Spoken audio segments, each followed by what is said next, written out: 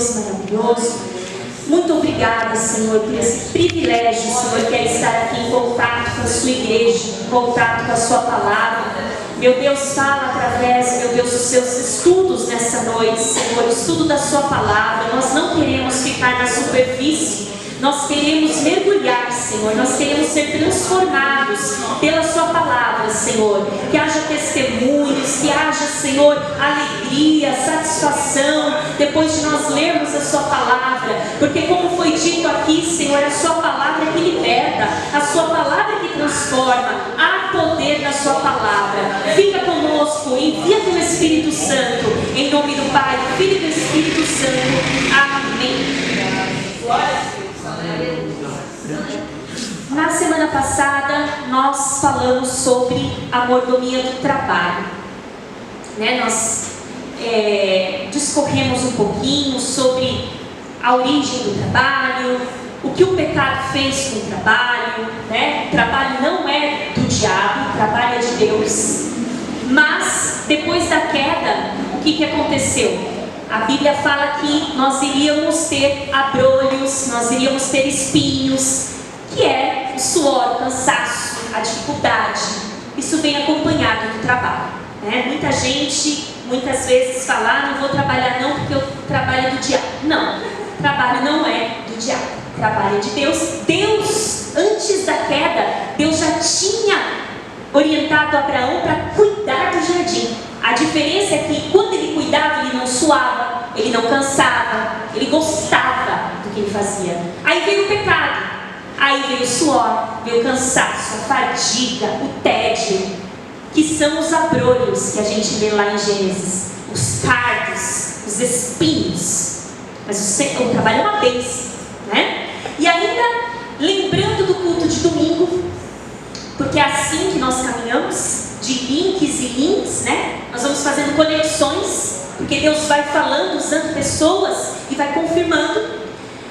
No domingo nós ouvimos falar aqui sobre a volta de Jesus, a vinda de Jesus. Nós ouvimos falar aqui sobre a importância do tempo, como que Deus enxerga o tempo, né? E quando a gente perde o tempo, né? O nosso irmão Tony deu uma reflexão aqui a respeito desse sentimento de nós não estarmos fazendo o que deveríamos fazer, ou estamos fazendo, mas estamos fazendo meia boca, sabe? E o Senhor só somando na nossa mente para que hoje nós pudéssemos então entrar aquecidos na mordomia do tempo. Quando nós entramos na mordomia do tempo, para quem não acompanhou o estudo desde o começo, mordomia então é ser mordomo. Ser mordomo então é servir, né? Diferente do ditado do mundo, fulano vive na mordomia. No nosso caso aqui é diferente. Nós vivemos na mordomia para Cristo, por quê? Não que a gente fica na rede balançando, não, é muito pelo contrário. Nós somos mordomos de Deus. Então nós cuidamos da casa do Senhor, nós administramos aquilo que o Senhor nos deu, né? Os nossos talentos, tudo que você tem não é seu. Isso que nós reconhecemos, tudo que você tem não é seu, né? E nada do que você tem de bom em você é seu, mas o que você tem de mal é seu. Que interessante, né? Tudo que você vê de bom em mim não sou eu, é Jesus, mas as minhas falhas são minhas mesmo, né? Então é uma coisa que eu vou ter que conviver até a volta de Jesus.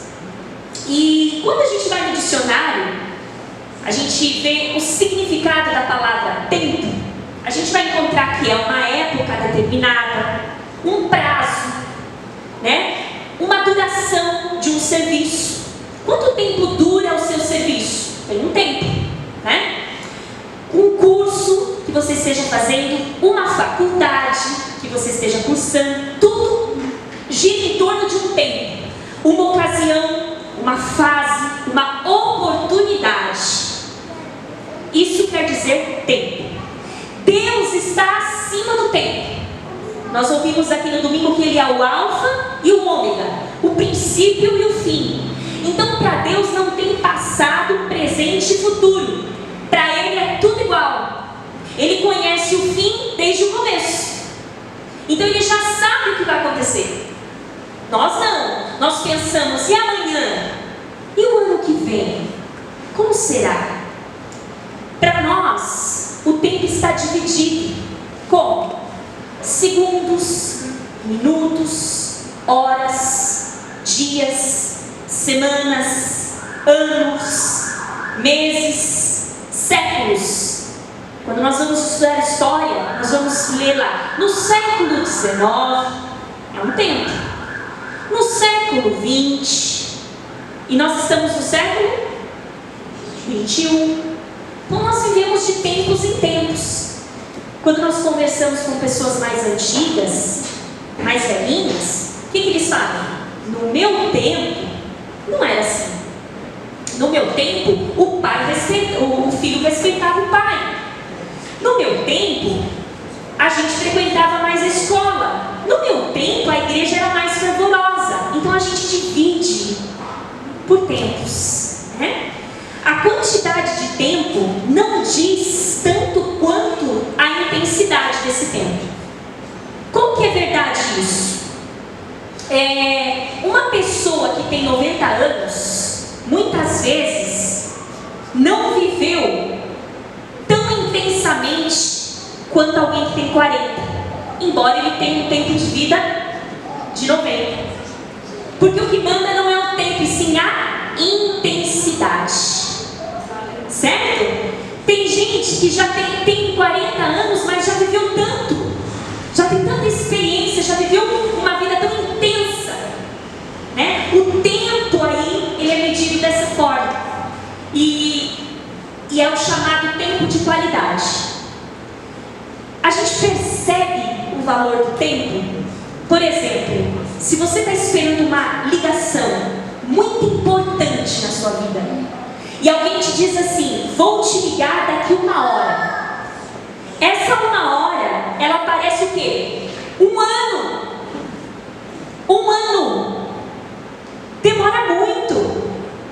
Porém, quando você está numa situação agradável, numa festa, ou numa situação boa com alguém, conversando com alguém, de repente a pessoa pergunta para você assim, gente, já são meia-noite. Ah, eu nem vi. E a gente costuma falar, nossa, o tempo voou. Tá vendo como que é? Tudo depende da nossa forma de ver, a nossa relação com o tempo.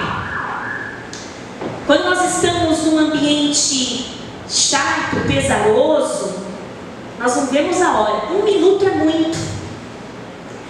Quando nós fomos para quem fez o exame do Covid, quando ela fala assim, ó, eu preciso girar, são 30 segundos.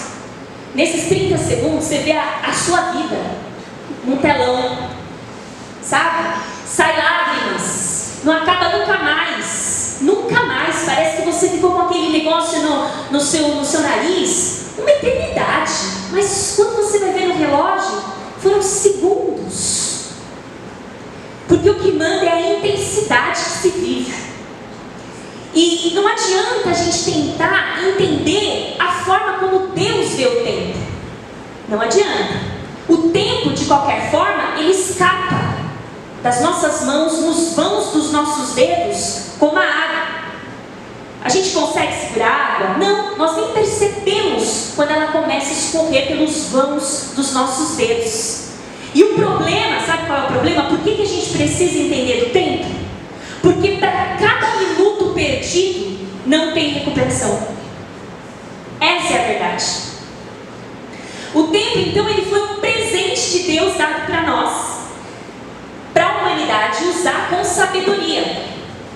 E a vida, então, não se resume só em respirar, ter as necessidades fisiológicas atendidas, comer, beber.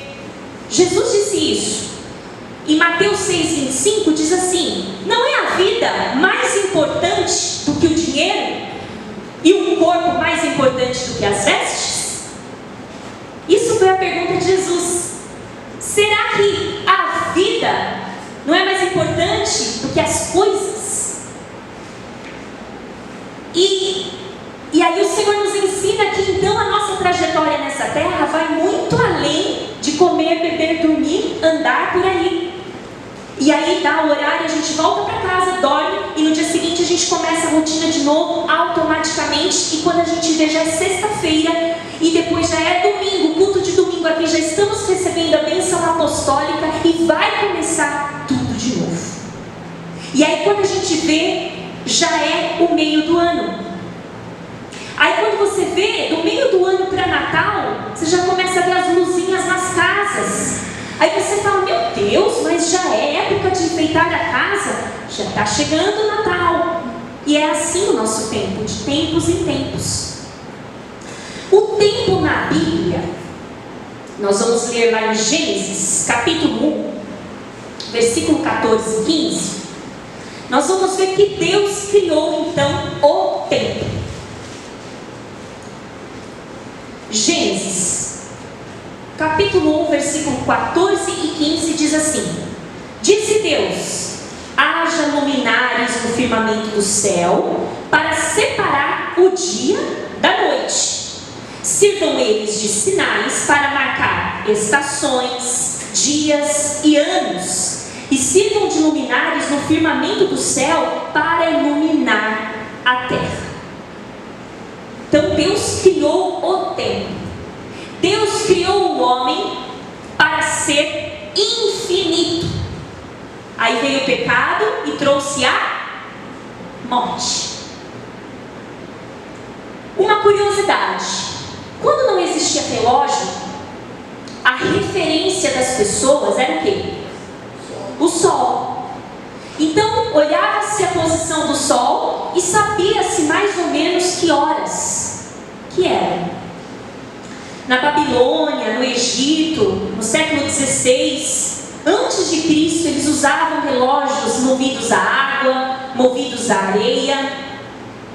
E em 725 eles montaram o primeiro relógio mecânico, 725 depois de Cristo. Então esse relógio mecânico, ele era movido, a engrenagem dele era movida com água. Então um baldinho batia em outro baldinho e assim por diante, marcava a hora através de um pedaço de madeira. E muito tempo depois é que foi surgir o relógio, que é o que a gente se baseia hoje. E aí nós pensamos, Senhor, quando nós olhamos para o nosso relógio para pedir ao Senhor que o Senhor nos atenda. Mas a visão do Senhor é diferente em relação ao tempo. E quando a Bíblia chama o tempo Cronos, que vem da palavra grega mesmo, né? Que vem também de cronologia, quer dizer que ele pode ser medido, quer dizer que ele pode ser contado. Trata-se então de 24 horas que cada um de nós recebeu de Deus. E Ele entregou para você, todo dia Ele entrega 24 horas para você, para ver o que você vai fazer, como você vai administrar, como você vai cuidar, como que você vai então cuidar desse tempo que Ele te deu. E através desse tempo nós temos as noções cronológicas. Através desse tempo eu sou capaz de dizer assim, nossa, fulano tem X anos, então ele é mais velho que eu, porque ele nasceu em 80, eu nasci em 83. Nós começamos então a ter essa noção cronológica das coisas.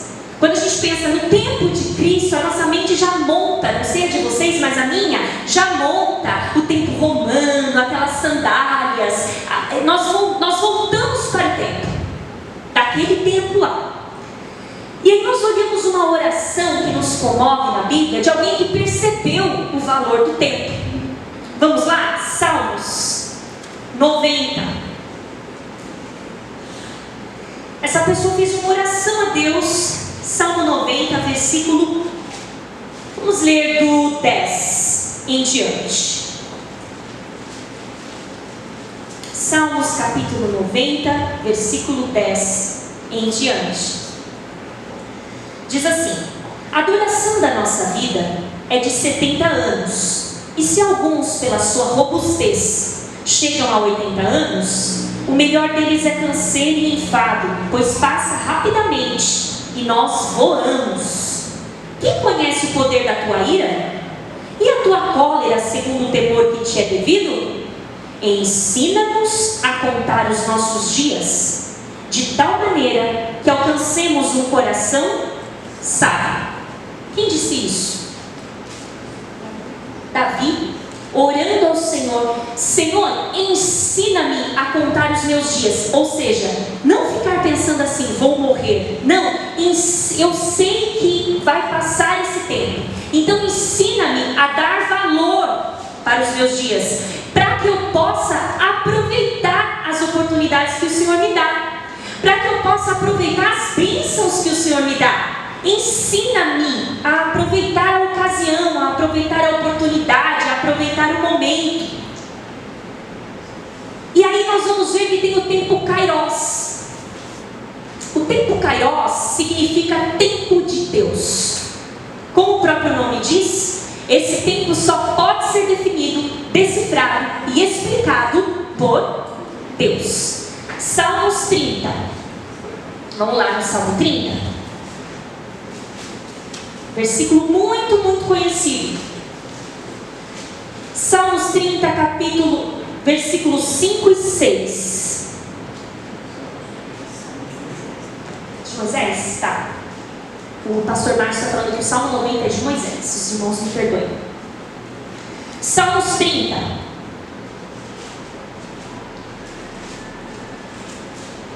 Versículos 5 e 6. Diz assim: porque a sua ira dura só um momento. No seu favor está a vida. O choro pode durar uma noite, mas a alegria vem pela manhã. Vamos até aqui. A manhã de Deus não é a nossa. Por aqui a gente já vê que o tempo de Deus não é o nosso. Às vezes, não adianta nós queremos pegar esse versículo e levar de uma forma literal. Não, o choro vai durar só essa noite. Às vezes não vai durar só essa noite. Às vezes essa noite pode ser mais noites. Mas uma coisa é certa: a alegria vem. Isso é certo. Mas não é no tempo Cronos, é no tempo Kairos. É no tempo de Deus. Aí a gente vê em 2 Pedro, capítulo 3, e o versículo 8 e 9, que nós lemos no domingo aqui. 2 Pedro, capítulo 3, versículo 8 e 9. Mas, amados, não ignoreis uma coisa, que um dia para o Senhor é como 1000 anos, e 1000 anos como um dia. O Senhor não retarda a sua promessa, ainda que alguns a tenham por tardia, mas é longânimo para convosco, não querendo que alguns se percam, senão que todos venham a se arrepender. A perspectiva de Deus sobre o tempo é bem diferente da minha. Não significa que Deus é lento, que Deus é um Deus lento em cumprir, em fazer, mas o que significa é que Deus tem a contagem dele. Então pode ser que 1000 anos para ele passe em 1 minuto, e 1 minuto leve 1000 anos. Então não adianta nós tentarmos aqui adivinhar. Quando nós vamos em Atos, nós vamos ver os discípulos vendo a ascensão de Jesus, lá em Atos 1. E o que vai acontecer? O Senhor fala tudo o que vai acontecer no futuro. E aí alguém diz: Senhor, quando vai acontecer? Quando vai se dar essas coisas? Aí Jesus responde assim: não cabe a vocês conhecer tempos ou épocas que o Pai fixou pela sua própria autoridade. Nós temos essa mania, especialmente quando nós lemos Apocalipse. Nós queremos adivinhar, nós queremos saber mais do que está escrito. Nós queremos que alguém nos conte se vai ser, se nós vamos ver o anticristo, se a gente vai estar aqui na terra, se a Jerusalém vai ser aqui, vai ser lá, quando vai ser, e aqueles 1000 anos são literais, não são literais? Se preocupe que você vai estar lá. Você vai estar lá. Você vai entrar nessa seara, você vai ver ver gente falando assim, não, primeiro vai vir a grande tribulação, e aí então virá o fim. Mas os crentes verão a tribulação. Os outros vão falar, não, a igreja vai ser arrebatada antes. Vamos ficar brigando por causa disso? Ou vamos falar, Senhor, que no dia correto eu escute e eu esteja lá? Se for arrebatamento, que eu seja arrebatado. Se não for arrebatamento, que o Senhor me guarde até o fim. Porque não é uma discussão sadia. E isso tem dividido igrejas. Tem as igrejas pré-tribulacionistas, que são aquelas que a tribulação vai estar aqui, nós vamos estar aqui, e tem as pós-tribulacionistas. Então aí fica essa coisa, não, você é pós, não, você é pré, e assim por diante. E aí a gente não se preocupa com o que é nobre. E aí a gente gasta tempo numa coisa que não é nobre. Não vai acrescentar. Não vai acrescentar. Pode ser que quando nós chegarmos lá, nós vamos falar, nossa, quanto tempo eu perdi tentando decifrar o milênio de Deus, se ia ser aqui, se ia ser lá, e eu me deixei de fazer coisas importantes, me preocupando com pequenez. E nós não podemos tentar entender aquilo que foge da nossa compreensão. Então nós vamos encontrar muitos livros, teólogos, aqueles que estudaram muito e recebem o nosso respeito, merecem o nosso respeito. E você acredite naquilo que você quiser. Mas o importante é que... Por que eu falo acredite no que você quiser? Porque existem coisas na Bíblia que não estão tão claras. Não estão tão claras. A ponto de... Tem versículos que dão a entender que nós vamos viver a tribulação. E tem outros que não. Nós vamos ser arrebatados da terra antes. Nós vamos ser tirados antes. Mas entre discutir isso ou não, eu quero que o meu nome esteja no livro da vida. Eu quero ouvir a trombeta. E fim. Acabou. E o Senhor fala que depois que as ovelhas estão nas mãos dele, ninguém as toma. Que nós sejamos uma dessas, entendeu? Que ele segure mesmo, que ninguém as tome. Porque se depender de nós segurarmos na mão de Deus, o que vai acontecer? Nós vamos fraquejar. Mas se ele segurar, passe o tempo que for, a tempestade que for, ninguém arrebata as ovelhas da mão dele. Quem está na mão de Deus? Amém. E aí nós vamos lá em Efésios. Efésios capítulo 5. E o versículo 15.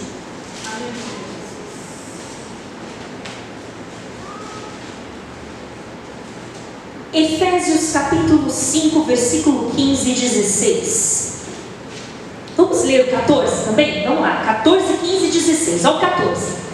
Pelo que diz: desperta, ó tu que dormes, e levanta-te dentre os mortos, e Cristo te esclarecerá. Então, você está falando aqui, desperta, porque estava o quê? Dormindo, cochilando.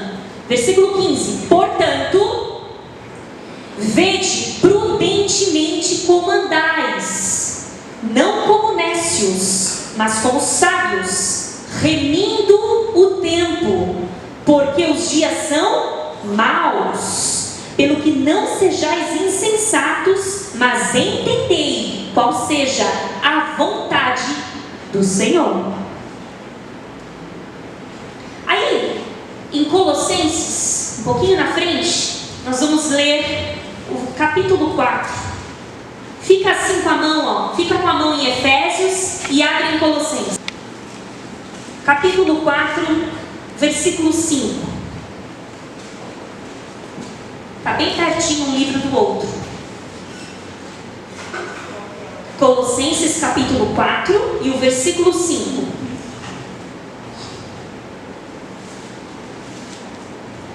Fica com o dedinho aí em Efésios, que nós vamos voltar lá.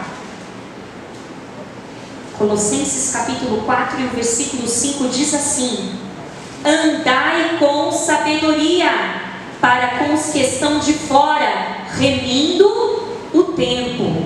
Qual verbo aqui se repete em Efésios? Remindo o tempo. A gente vai ver em Efésios de novo aqui. Remindo o tempo. Muito bom. O que quer dizer nécio? Nécio quer dizer uma pessoa tola, estúpida, ignorante, insensata, que não sabe e não quer saber. Já viram isso? Tem pessoas que não sabem e não querem saber. É diferente daquelas, olha, eu não sei, por isso eu vou lá, vou escutar, quero aprender, quero entender. E aí ela passa do estado de nécio para sábio. Todo mundo aqui um dia foi nécio. Todo mundo aqui é nécio em algum assunto. Sim ou não? Esse assunto não é muito da minha praia, mas você quer entender? A partir do momento que você quer entender, você deixa de ser nécio, tolo, ignorante, e você passa a saber daquele assunto. Então aqui o Senhor estava usando Paulo para dizer: desperta do que dormes, olha como você anda, cuidado, olha prudentemente. Quando fala assim, veja prudentemente os seus passos, olha com cuidado. Se preciso for, não está enxergando, coloca os óculos e veja com cuidado como você tem andado. Não seja como os insensatos, não seja como os nécios. O que o tolo faz? Por que ele está falando aqui? Não seja como os nécios. O tolo, ele não aproveita a oportunidade. O tolo, o ignorante, ele não percebe uma porta aberta, ele não percebe uma oportunidade, uma chance, ele não percebe. Já o sábio, ele está falando assim, seja como os sábios, aproveite a oportunidade, venha remir o tempo. O que quer dizer remir, ou algumas bíblias redimir? Quando a gente diz assim, o Senhor me remiu, o Senhor me redimiu, o que nós estamos falando? Como? Devolveu o que mais? Resgatou, salvou. Aqui o Senhor está falando, o mesmo verbo, o Senhor Jesus redimiu a igreja. Ele fala, igreja, venha redimir o tempo. Como? Venha aproveitar a oportunidade, salva a oportunidade, pega ela, resgata ela, pega ela para você. O Senhor está falando nessa noite. Resgata a oportunidade para você. Redimir o tempo. Quantas e quantas coisas já passaram pelos seus olhos e você perdeu, pelos meus olhos, e nós perdemos. Redimir aqui também, ele está no sentido de comprar. O Senhor não nos comprou? Ele nos comprou por bom preço, ele nos redimiu por bom preço. Aqui ele está falando, se puder, compra o tempo, pega o tempo. A importância do tempo que o Senhor quer alertar para nós. Paulo está afirmando então, quando ele fala redime, é que a gente tem algum tipo de cuidado sobre o tempo. Ou seja, Paulo está falando, você é mordomo do seu tempo. Tudo que você recebe de Deus, o uso que você dá para o seu tempo, ele nunca vai ser neutro. Se não é do bem, é do mal. Não tem tempo neutro. Já parou para pensar? Não tem tempo. Tem gente que fala assim, hoje eu estou off. Estou off, estou desligado, estou desconectado. Mas alguma coisa está passando na sua mente. Alguma coisa você está fazendo. Não fazer nada é fazer alguma coisa. Já pensou? Não tomar a decisão é tomar uma decisão. Não se posicionar é posicionar-se como neutro, como sem sal, sem açúcar, sem sabor. Sendo algo tão valioso como uma pedra única, rara, preciosa, se ele é mal gasto, o tempo, ele pode nos gerar arrependimento e lágrima. Sendo o tempo então presente, é nosso dever administrá-lo. E é por isso que nós estamos aqui. Nós saímos da nossa casa numa terça-feira para nós entendermos o que nós estamos fazendo com o nosso tempo. Quantos anos de existência você tem? E quanto você aproveitou desse tempo? Quanto? Se você tem 50 anos, 50 anos bem vividos? Não tem aquelas pessoas que falam assim, eu tenho 40 anos bem vividos. Será? Nenhuma oportunidade vazou? Nenhuma chance você perdeu? Nenhuma porta você fechou? O meu avô costumava dizer que Deus não fecha portas. O ser humano vai lá e fecha a porta. Ele mesmo, com as próprias mãos, vai lá e fecha. E às vezes, nós não queremos fechar. Nós não queremos tomar atitudes assim. Só que o torpor desse mundo, o século, cega a nossa visão, né? Ao ponto de você raciocinar e perceber que se você tivesse aceito, ou não, se você tivesse dito não, e se você tivesse vindo para Jesus naquela época, você seria mais feliz? Por que você não veio? Por que eu fiquei ao invés de ir? Por que eu fui ao invés de ficar? Várias coisas vão passar pela sua mente. Porque todos já perderam muitas oportunidades. Ora porque eram nécios, ora porque eram teimosos. Ora porque Deus falou não vai, você foi.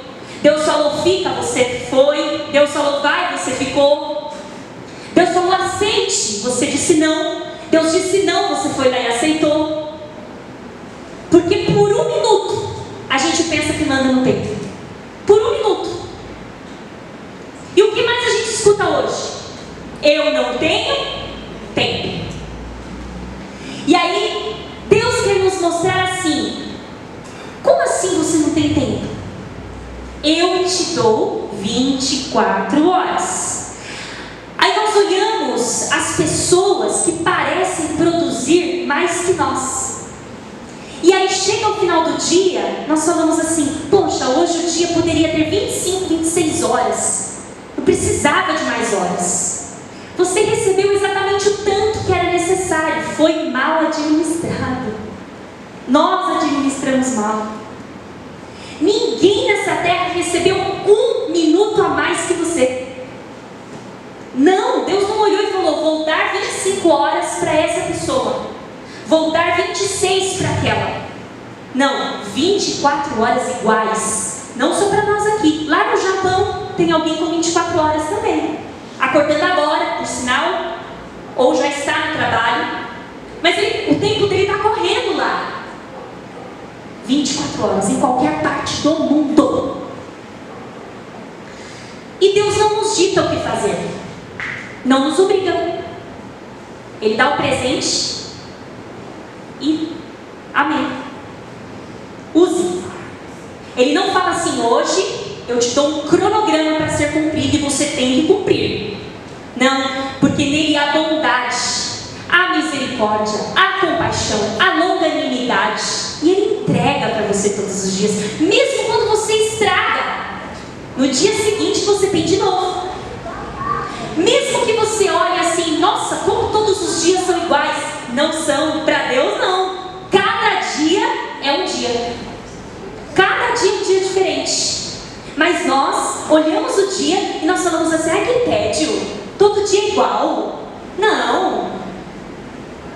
Se eu quero alguma coisa diferente, eu tenho que fazer alguma coisa diferente. Porque se eu continuar fazendo as mesmas coisas de 20 anos atrás, eu vou ter os mesmos resultados ou menos do que 20 anos atrás. Então Ele nos permite, pela sua bondade, encaixar essas atividades dentro do tempo dele. Então Ele dá tempo para a gente ganhar o nosso sustento, trabalho, nós temos o tempo para isso. O tempo para brincar, para passear, ter lazer. Ele nos dá o tempo de sono, descanso reparador.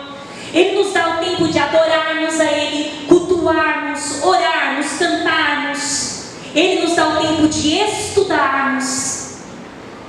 Ele nos dá o tempo com a família.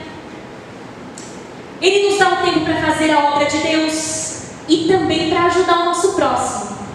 Quem aqui tem tempo, esses tempos aqui? Mas você percebe que Ele passa por você. Sim ou não? Só citei alguns. Você percebe que esses tempos estão passando por você.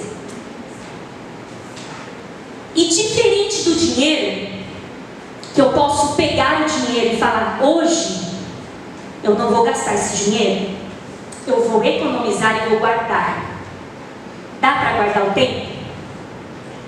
Não. Eu não consigo acumular tempo. Não consigo. Eu não consigo colocar tempo num cofrinho. E quando eu chegar no final do ano, eu viro esse cofrinho e vou viver 365 dias que eu guardei de bônus. Não tem. E um minuto que eu perco hoje, mais um minuto de amanhã, vão se formando dias, meses, anos. O brasileiro, fui pesquisar, ele gasta mais de 10 horas por dia navegando na internet. O brasileiro. Dessas 10 horas que ele passa navegando na internet, 3 horas e 40 minutos é só para acessar as redes sociais. Quando eu falo brasileiro, eu estou falando de mim, certo? Tem gente que fala assim: brasileiro. Você não é nenhum cubano, né? Nenhum americano. Brasileiro, ou seja, nós, a média que nós gastamos são de 10 horas na internet, quer seja vendo receita, quer seja pesquisando alguma coisa útil, quer seja vendo porcaria, mas 10 horas na média é o que o brasileiro passa na internet, e 3 horas e 42 minutos dessas 10 horas é acessando Facebook, Instagram, Telegram e os ans da vida. O Brasil é o terceiro país que passa maior tempo na internet, ou melhor, nas mídias. Em primeiro lugar vem Filipinas, em segundo lugar Colômbia.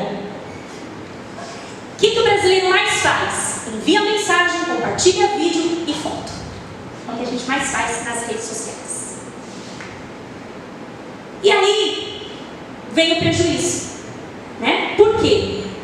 Todas essas coisas são boas em si. A tecnologia é boa em si. Muitas coisas aqui, elas são mais rápidas porque tem a tecnologia, não é verdade?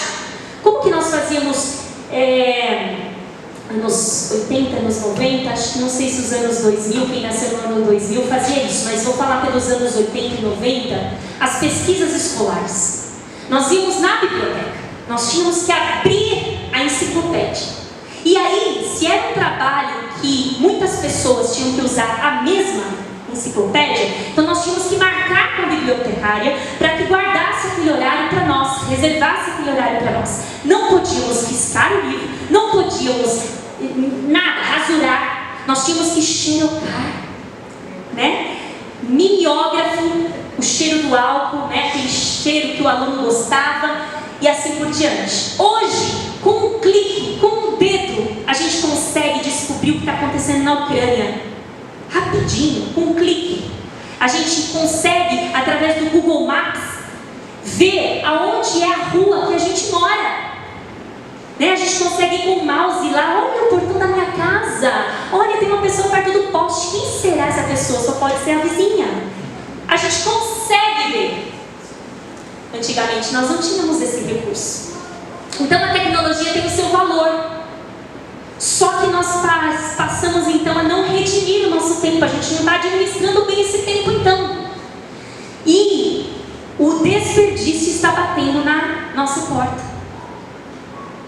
O desperdício, o Senhor é contra todo e qualquer desperdício. O Senhor puxa a nossa orelha quando a gente desperdiça qualquer coisa: comida, roupa e tempo. Nossa, mas Deus está preocupado com o meu tempo? Sim, não é seu, é dele. É dele. Nós nos esquecemos que não temos todo o tempo do mundo. Nós não temos.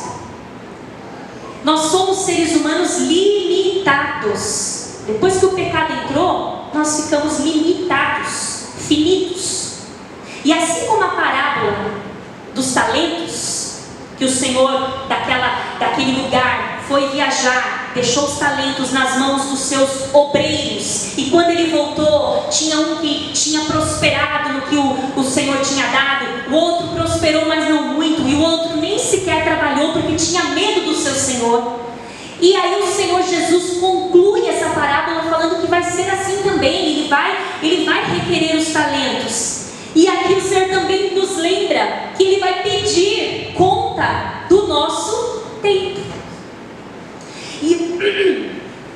difícil mentir para Jesus. Por quê?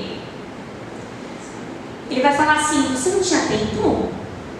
Mas tal dia você ficou, deixa eu ver aqui, 3 dias seguidos maratonando série. Você não tinha tempo? Mas aqui você ficou não sei quantas horas no WhatsApp. E a tecnologia vai servir para nos crucificar. Porque hoje você já consegue, né? Os aplicativos, eles mostram para você quanto tempo você tem ficado nas redes. O senhor não precisa disso, porque ele está vendo todo momento, né? E depois a gente falando: não tenho tempo, não tenho tempo.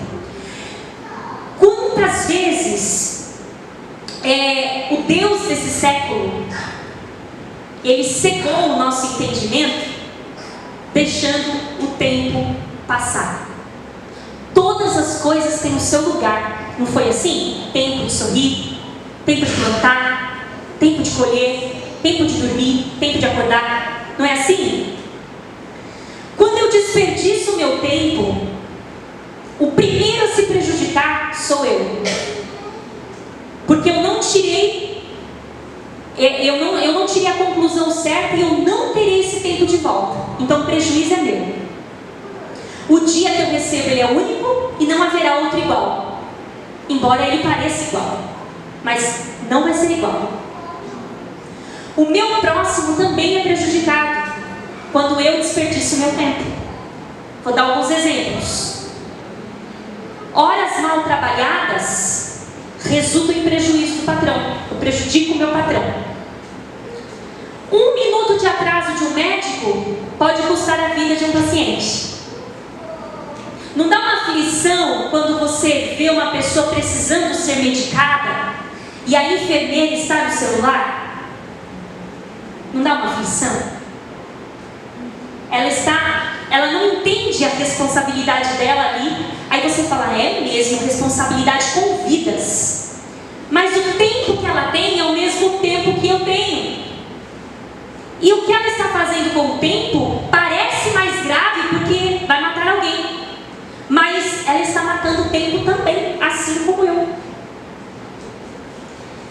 Perder tempo no celular quando está no trânsito, colocando outra pessoa em risco.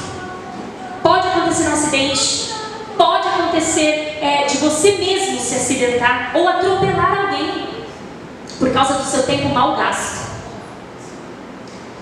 Horas ao telefone falando mal de alguém. Você está perdendo o seu tempo e roubando o tempo do outro, falando mal de alguém. Marca numa reunião, a reunião nunca começa porque você nunca chega. As pessoas estão tendo tempo roubado por causa da sua falta de pontualidade.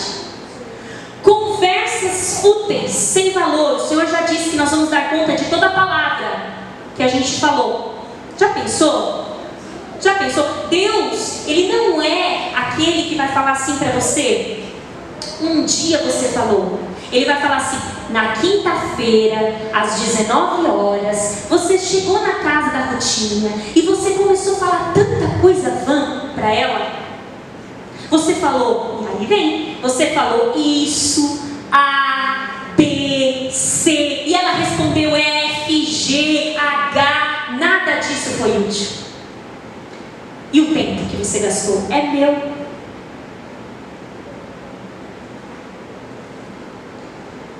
Assistir ou ler coisas que não vão agregar. Não vão agregar, não traz reflexão. Uma coisa é você assistir uma coisa, ler algo e você refletir sobre aquilo. E outra coisa é você matar mesmo tempo com aquilo que você está vendo. Redes sociais e jogos em excesso consomem muito tempo e quem faz uso não sabe a hora de parar. Não sabe mais parar. Porque pode perceber, quando a gente é meio que automático, sabe? O seu dedo, o meu dedo, o nosso dedo, nós estamos ali, é tão fácil. Você vê, você vai indo. Você quer ver o fim, não tem fim, é de propósito. Você vai ver o feed do Facebook, nunca vai ter fim. Você pode procurar, você vai ficar até meia-noite lá, nunca vai ter fim. Porque sempre tem feeds novos. notícias novas, fotos novas, e você sente, você tem uma sensação que se você não for até o final, está perdendo alguma atualização, está perdendo alguma notícia, alguma coisa que aconteceu de última hora. Quem criou as redes sociais, criou planejando o vício. Já planejou isso, para que seja fácil.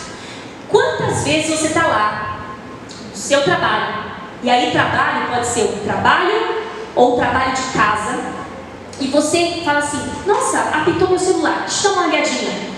Aí você vê, 10 horas da manhã, sem querer, já é 11, e você não se deu conta disso, você estava lá ainda, respondendo, lendo. Aí daquela resposta veio uma notícia, daquela notícia veio uma curiosidade, daquela curiosidade veio uma foto de uma pessoa que casou e não te convidou. E aí quando você vê, você já está 1 hora, 2 horas, 3 horas naquele lugar. O Facebook é pecado? Não. O Instagram é pecado? Também não. O Senhor não está falando isso. Eu não posso ter lazer, eu não posso assistir nada, eu não posso ler nada. Não estou falando isso. Em nenhum momento eu disse isso. Eu disse aqui, digo para mim, digo para você, o Senhor está falando que nós devemos administrar melhor o nosso tempo. Colocar tempo. Tempo. Eu vou tirar 1 hora para mexer nas redes sociais. Eu vou tirar 1 hora para fazer devocional. Para orar, para cantar, para buscar a Deus. Depois à tarde eu vou tirar um tempo para dar uma atenção para uma pessoa da minha família. É isso que o Senhor quer que nós façamos. Pegue o tempo e organize-se. A expressão matar o tempo, quem já falou isso? Vou ficar aqui um pouquinho, tomar um cafezinho e matar o tempo. Quem já falou isso? Sejam sinceros. Vou matar o tempo aqui rapidinho, tá? E a gente confessa. Eu vou matar o tempo. Colocar em slow motion. Vou matar o tempo. O Senhor vai mostrar a gente falando no último dia. Olha você aqui, falando, estou matando o tempo. Com a sua própria boca. Nem vai precisar o Senhor mostrar. Você está falando, eu matei o tempo na casa da fulana. Enquanto não deu horário de buscar meu filho. Eu vou lá e mato o tempo.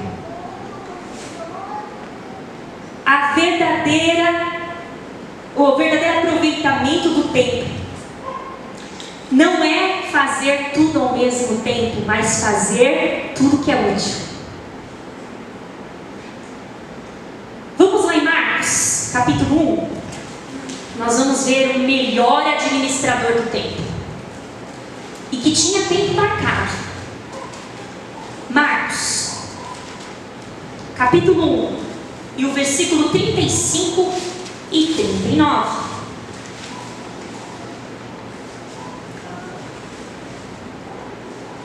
E levantando-se de manhã muito cedo, estando ainda escuro, saiu e foi para um lugar deserto, e ali orava. E seguiram-no Simão e os que com ele estavam, e achando-o lhe disseram, todos te buscam. E ele lhes disse, vamos às aldeias vizinhas para que eu ali também pregue, porque para isso é que eu vim. E pregava nas sinagogas deles por toda a Galileia e expulsava os demônios. Senhor Jesus, Deus encarnado, quando veio na terra, foi o maior exemplo de administrador do tempo. Mas ele era Jesus, veja, ele se destituiu de toda a divindade para estar aqui na terra. A Bíblia vai nos mostrar que ele comeu, que ele bebeu, que ele sentiu frio, que ele sentiu sede, que ele sentiu dor, que ele se entristeceu, que ele se decepcionou, que ele chorou, que ele sorriu e que ele descansou. Ele também dormiu. Ele precisava. Ele cuidava dos pais, ele cuidava dos discípulos, ele pregava, ele orava, expulsava demônios. E aqui nós vemos um retrato falado de que ele realmente saía para o deserto para ter um pouquinho de tranquilidade. E quando ele menos esperava, a multidão já estava olhando. Até que os discípulos encontraram ele e falavam, estão te procurando. Estão te procurando, e a missão não acabava. E assim como nós, Jesus tinha 26 horas. É isso? Jesus recebia 24 horas. Por Porque apesar de ser eterno, ele se inseriu no nosso tempo cronológico. Apesar de ser tempo kairos, ele entrou no tempo cronos. Para que hoje ele possa entender quando você fala: Senhor, não tenho tempo. Ei, eu estive aí. Eu sei. E assim como nós, ele se inseriu aqui, ele viveu aqui e ele sabia disso. Em João 9,4 ele diz assim: enquanto é dia, precisamos trabalhar, realizar a obra daquele que me enviou. A noite se aproxima.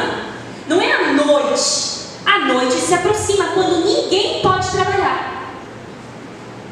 Jesus queria aproveitar cada minuto que ele estava na terra e cumprir tudo o que Deus havia determinado para ele. Em João 17,14 ele diz assim: eu te glorificarei na terra, realizando a obra que me deste para fazer. Ou seja, tudo que o Senhor me entregou na mão, eu farei, para que o teu nome seja glorificado. Jesus nunca falou o que não deveria. Jesus nunca desperdiçou uma oportunidade. Jesus nunca se ocupou com tudo que trazia glória para ele, e sim para o Pai. Sempre. Lá em Colossenses 3,17 diz que tudo que nós fizermos, tudo é para a glória de Deus. Paulo vai dizer: quer comamos, quer bebamos, tudo é para a glória de Deus.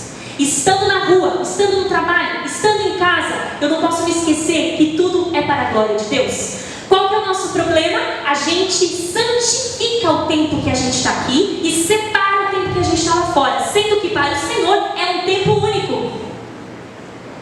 Eu posso não estar em culto aqui público, mas lá fora, para Deus, eu ainda tenho que continuar em culto.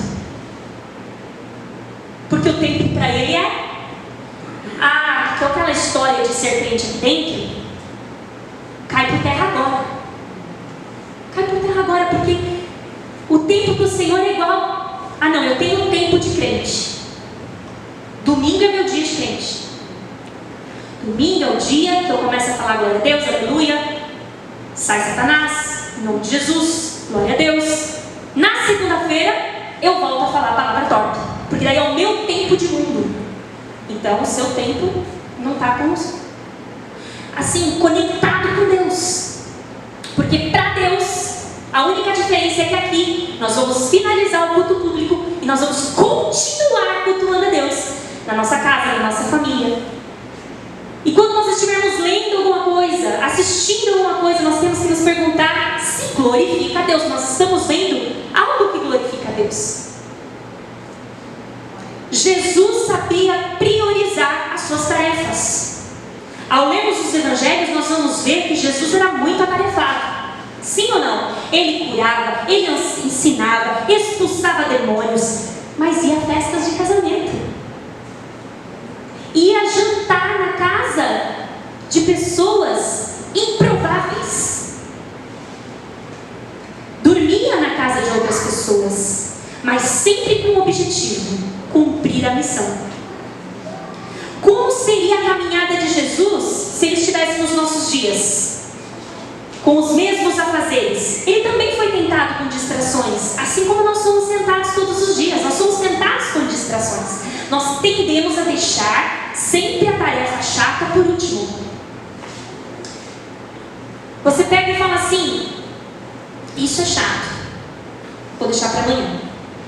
Aí uma manhã chega, aí é a hora de você encarar de novo um negócio chato. Isso é chato, vou deixar para amanhã. E o tempo vai passando, e o tempo vai passando, e isso tem um nome: procrastinação. A gente procrastina, vai passando, passando, e nunca resolve.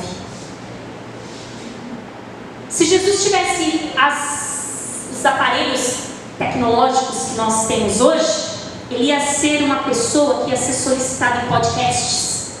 Sim, Jesus ia ser solicitado. O celular de Jesus ia tocar diversas vezes. Senhor, vem aqui, tem gente correndo. Senhor, vem aqui.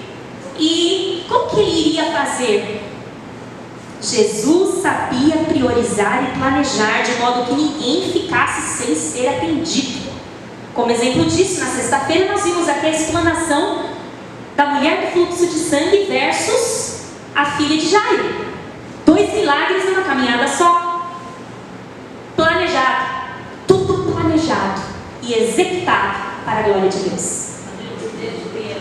Nem sempre estar ocupado, a Bíblia é contra o ócio, certo? A Bíblia é contra a preguiça. Você vai ver lá em Provérbios, né? E já como nós vimos na terça-feira passada, se não trabalha, não come. O Senhor ali, só que o Senhor é contra os extremos. O Senhor é contra os extremos. Eu não posso ser 100% ocupado e também não posso ser 100% livre, leve e solto. Não posso. E também, quando alguém chega para você, fala assim: irmão, você tem tempo para vir em tal lugar? Não tenho tempo, a minha agenda está lotada. Às vezes, quando nós escutamos isso, nós pensamos: nossa, eu sou uma pessoa pouco requisitada, né? Porque eu tenho tempo. Só que o Senhor quer nos dizer nessa noite que nem sempre estar ocupado 100% é aproveitar o tempo. Produtividade, excesso de produtividade, não quer dizer aproveitamento de tempo. Aproveitamento de tempo é quando eu faço coisas que são úteis. Às vezes eu posso trabalhar e é em vão. Em vão. Fazer muitas coisas ao mesmo tempo não quer dizer ser produtivo. Eu posso estar cansado, atarefado, mas é com coisas vãs. Marta, Maria. Alguém precisava lavar a louça? Sim, era Marta. Mas naquele momento, Jesus queria um tempo de qualidade. Naquele momento, Jesus queria um tempo de qualidade. É preferível que eu levante e leia 5 minutinhos da palavra, sem interrupção, sem distração, do que ler 4 livros seguidos. Só um minutinho, Jesus, e atende o celular. Só um minutinho, vê o Instagram. Só um minutinho, vê o Facebook. Só um minutinho, vou assistir um negócio no YouTube, daqui a pouco eu volto. É preferível 5 minutos de qualidade, de dedicação, do que 3 horas correndo atrás de filho e tudo mais, e aquela tribulação. É preferível. O Senhor não está falando aqui, faça 1 hora, 2 horas. O Senhor está falando tempo de qualidade.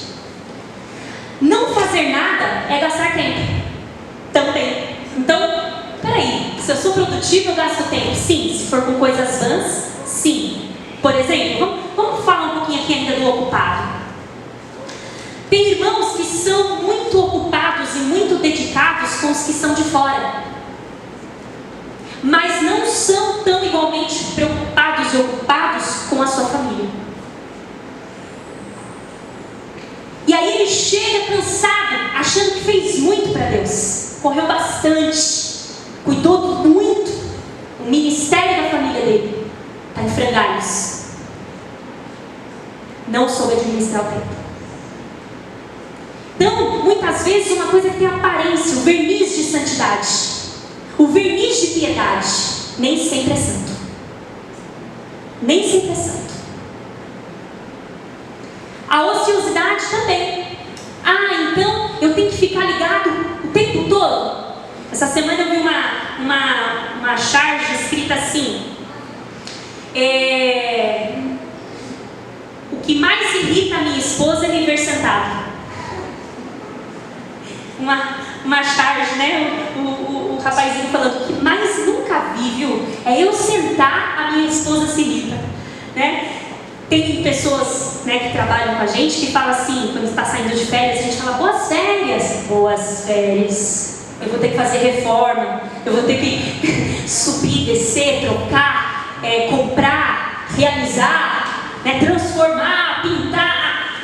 Então, o ocioso, ele gasta tempo em vão, porque ele procrastina sempre para amanhã algo importante que precisa fazer hoje. Como que o Senhor, quando a gente leu aqui que a gente precisa de sabedoria, é justamente para julgar o que pode esperar e o que tem que ser resolvido hoje. Às vezes tem uma conversa que não dá para ser amanhã, tem que ser hoje. Tem um assunto para resolver que tem que ser hoje, senão ele esfria. amanhã. Amanhã já não tem a mesma, sabe?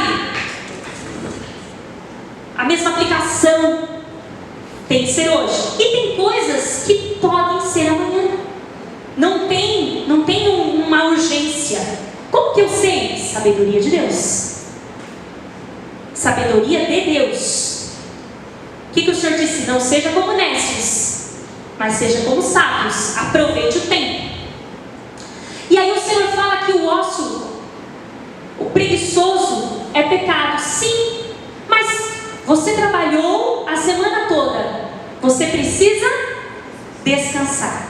O Senhor defende o descanso, o tempo de descanso. Aí o Senhor pega no pé daquele que só pensa em trabalhar.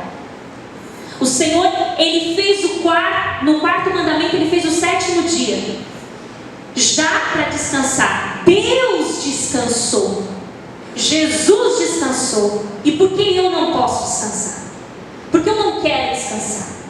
O Senhor chama isso de orgulho. Por quê? Porque eu acho que o mundo, ele vai girar diferente, o planeta vai girar diferente se eu não dormir. Eu vou ficar atento aqui, ó, que amanhã eu preciso ver se o sol vai nascer. Deus quer mostrar que o sono existe porque é dependência. É como se você dissesse assim: Senhor, agora eu vou fechar os meus olhos e sei que tudo vai continuar na mesma sintonia.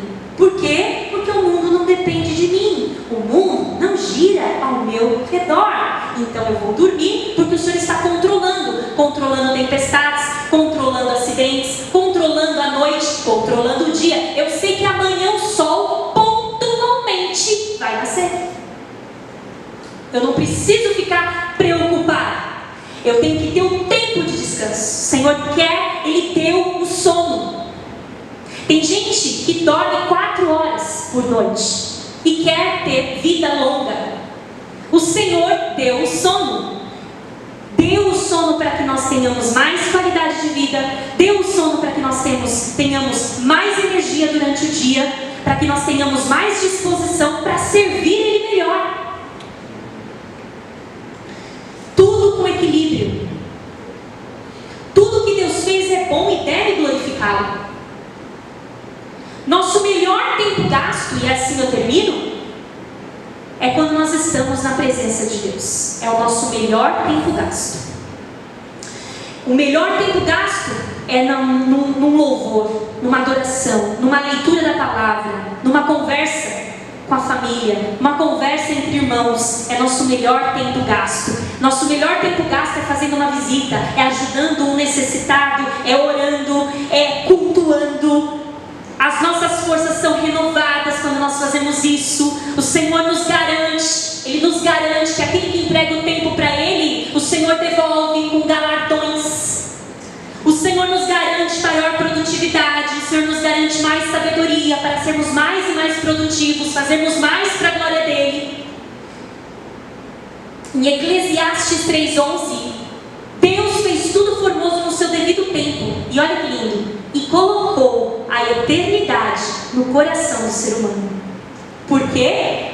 Finalizo aqui. Embora nós saibamos que não vamos entender os mistérios de Deus só quando Ele quiser revelar e o que Ele quiser revelar, há em nosso coração uma fome de eternidade.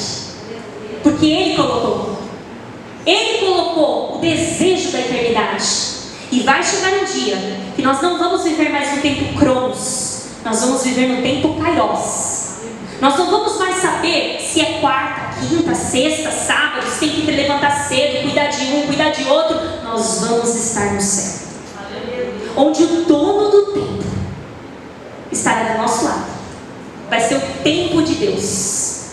Amém?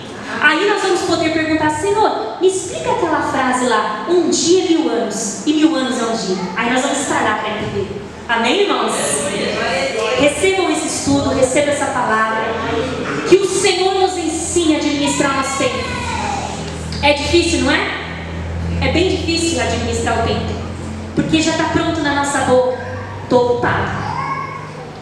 Que o Senhor nos ensine, amém? A mim e a vocês. Palmas que exaltam Jesus.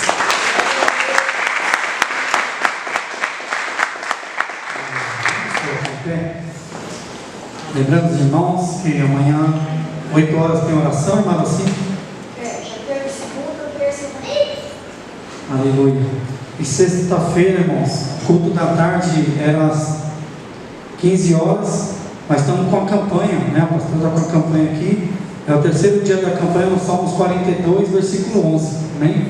Aleluia.